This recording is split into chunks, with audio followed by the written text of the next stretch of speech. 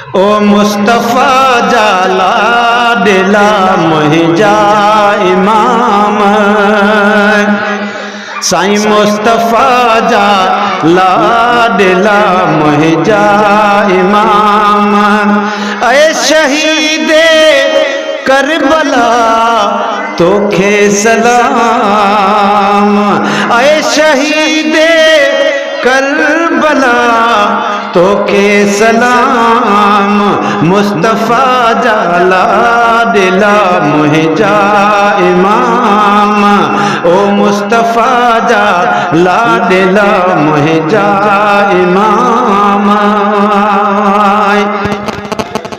ओ तोखे कूफिल हो सदायो ख़त लिखी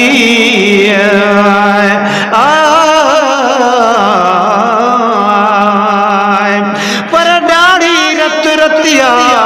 से डंद तमोतन गुतिया 14 माह चंद्र जिया पिड़ में पेशानिया से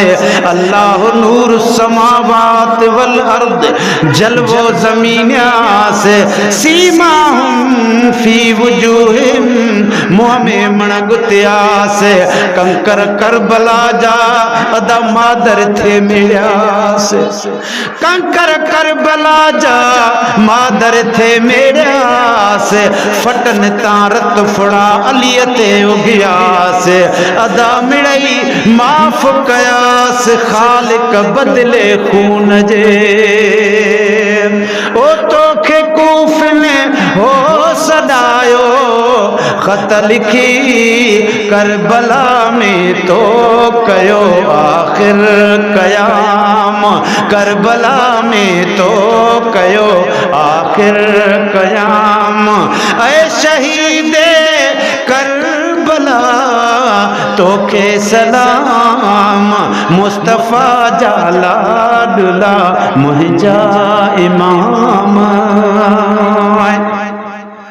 ओ खून है दर जो रवा तो में हुयो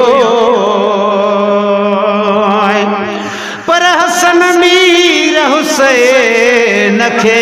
रुनोटन टोलिन घर माड़िए जंग मिरिए उभन में मलकन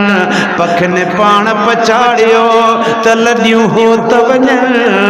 अला शहजादन सो बूढ़िए सचा धड़िया ओ खून है दर जोरवा तो में हुयो खून है दर जोरवा तो में हुयो कूफी शाजान उन्हीं रत जो मकाम ऐ शहीदे करबला तोते सलाम मुस्तफ़ा जा लाडिला मुहिंजा इमाम तुहिंजा दुश्मन थी वया आखिर तबाह तुहिंजा दुश्मन थी वया आखिर तबाह अज भी तुझो ऊंचो आहे नसब नाम अज भी तुझो ऊंचो आहे नसब नाम ऐ शहीदे करबला तोते सलाम मुस्तफ़ा जा लाडिला मुहिंजा इमाम आबियारी दीन जी रत सां करे आबियारी दीन जी रत सां करे तो ॾिनो नाहक खे जुरअत सां लगाम तो ॾिनो नाहक खे जुरअत सां लगाम ऐ शहीदे करबला तोते सलाम ओ मुस्तफ़ा जा लाडिला मुहिंजा इमाम शाह लिखे तुझी अकीदत में शमीम न्याणिया उन्हें जो ठहला कसीदो शाह लिखे तुझे अकीदत में शमीम हियत आदना जी हिक गुलाम हियत आदना जी हिक गुलाम ऐ शहीदे करबला तोते सलाम मुस्तफ़ा जा